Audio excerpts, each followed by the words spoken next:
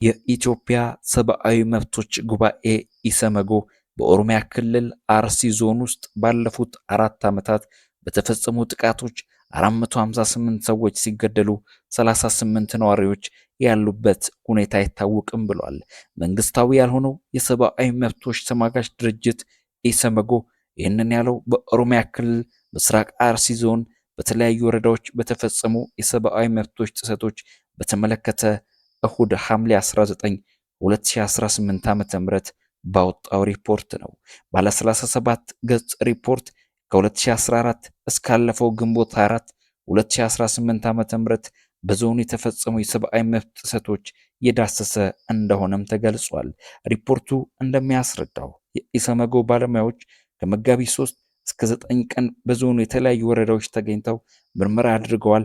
ባለሙያዎቹ ምርመራ አካሂደውባቸዋል ከተባሉ 9 ወረዳዎች መካከል ሽርካ፣ መርቲ፣ ሆንቀሎ፣ ዋቤና አሰኮ ይገኙበታል።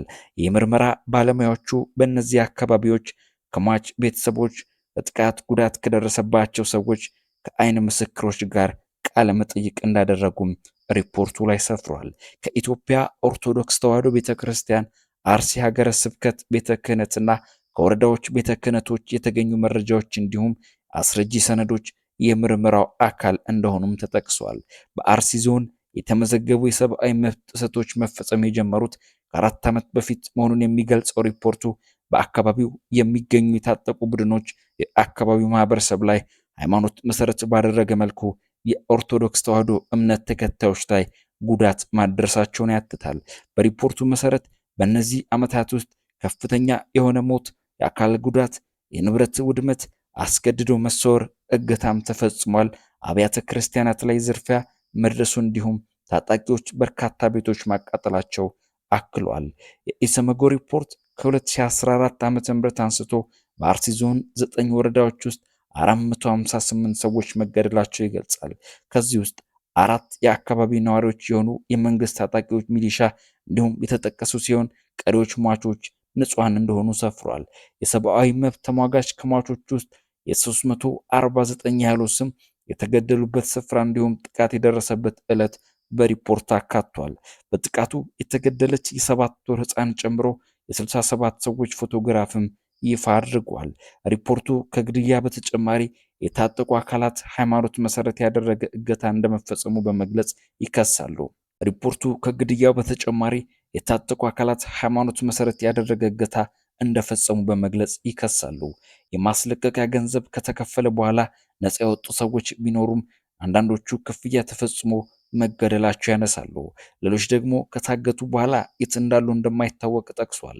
ታግተው ያሉበት ሁኔታ የማይታወቅ በሚል የተገለጹ 38 ሰዎች ስም ዝርዝር ሪፖርቱ ውስጥ ተካቷል። በተጨማሪም እነዚህ ጥቃቶች ስጋት ያሳደሩባቸው ነዋሪዎች አጎራባች አካባቢዎች ተሰደው በከፍተኛ ችግር ውስጥ እንደሚገኙም ሰፍረዋል። በአርሲ ዞን ውስጥ የተፈጸሙ ጥቃቶች ማንነትና ሃይማኖት መሰረት ያደረጉ ሲል የገለጻቸው ኢሰመጎ መንግስት ፈጻሚዎቹ በሕግ ተጠያቂ እንዲያደርግ ጥሪ አቅርቧል። ፌዴራልና የኦሮሚያ ክልል መንግስት ከእነዚህ ጥቃቶች ጋር በተያያዘ ሆነ ብሎም ሆነ በቸልተኝነት የሕግ ግዴታቸው ያልተወጡ የመንግስት የጸጥታና የአስተዳደር አካላት በአስቸኳይ ለሕግ አቅርበው ተጠያቂ እንዲያደርጉም ጠይቀዋል። ክልሉ መንግስት የተፈናቀሉ ነዋሪዎች በፈቃደኝነት በክብርና በደህንነት ወደ ቀያቸው የሚመልሱበት ሁኔታ እንዲያመቻች ጥሪ አቅርቧል። እንዲሁም የክልሉ መንግስት በታጣቂዎች የሚደርሱት የሰብአዊ መብት ጥሰቶች መቆጣጠር ካልቻለ የፌዴራል መንግስት ጣልቃ በመግባት የንጹሃን ዜጎች በህይወት የመኖር መብት እንዲያስጠብቅም አሳስቧል። በኦሮሚያ ክልል አርሲ ዞን የሚገኙ ወረዳዎች በተለያየ ጊዜ ተደጋጋሚ ጥቃቶች አስተናግደዋል። በዚህ ዓመት ቢያንስ በጥቅምትና ግንቦት ወራት ብቻ በተፈጸሙ ጥቃቶች ነዋሪዎች ተገድለዋል። የፌዴራል መንግስትና ኦሮሚያ ክልል በጥቃቶች ተጠያቂ የሚያደርጉት ሸኔ በማለት የሚጠሩት ታጣቂ ቡድን የኦሮሞ ነጻነት ሰራዊት ነው። የኢትዮጵያ ሰብአዊ መብቶች ኮሚሽን ግንቦት ላይ ለተፈጸሙ ጥቃት በተለምዶ ኦነግ ሸኔ የሚጠራው ሲል የገለጸው ይህንኑ ታጣቂ ቡድን ተጠያቂ አድርጓል። ቡድኑ በአንጻሩ ጥቃቶቹ የሚፈጸሙት መንግስት በኦሮሞ ነጻነት ሰራዊት ስም ያሰማራቸው ታጣቂዎች ናቸው በማለት ይወነጅላል። በተጨማሪ በዞኑ የሚደርሱ ጥቃቶች ማንነት ተኮር የመሆን አለመሆናቸው ጉዳይ ሌላ የክርክር ምንጭ ነው። ከጥቃቱ የተረፉ ነዋሪዎች ቤተክርስቲያን ላይ ጭምር ጉዳት መድረሱ በማንሳት ማንነት ተኮር መሆኑን ይገልጻሉ። የኢትዮጵያ ኦርቶዶክስ ተዋሕዶ ቤተክርስቲያን ፓትርያርክ ብፁዕ ቅዱስ አቡነ ማትያስ በጥቅምትና ሰኔ ወራት የተፈጸሙ ጥቃቶች ተከትሎ በወጧቸው መግለጫዎች የእምነት ተከታዮቹ መገደላቸው አመላክተዋል። ጥቅምት ላይ የተፈጸመው ጥቃት የሚያጣራ ኮሚቴ ያሰማራው የኢትዮጵያ ሃይማኖት ተቋማት ጉባኤ በበኩሉ ህዳር ላይ ይፋ ባደረገው የመጀመሪያ ደረጃ ሪፖርት ድርጊቱ የተፈጸመው የአንድ ሃይማኖት ተከታይና አገልጋዮች ላይ እንዳልሆነ ገልጿል።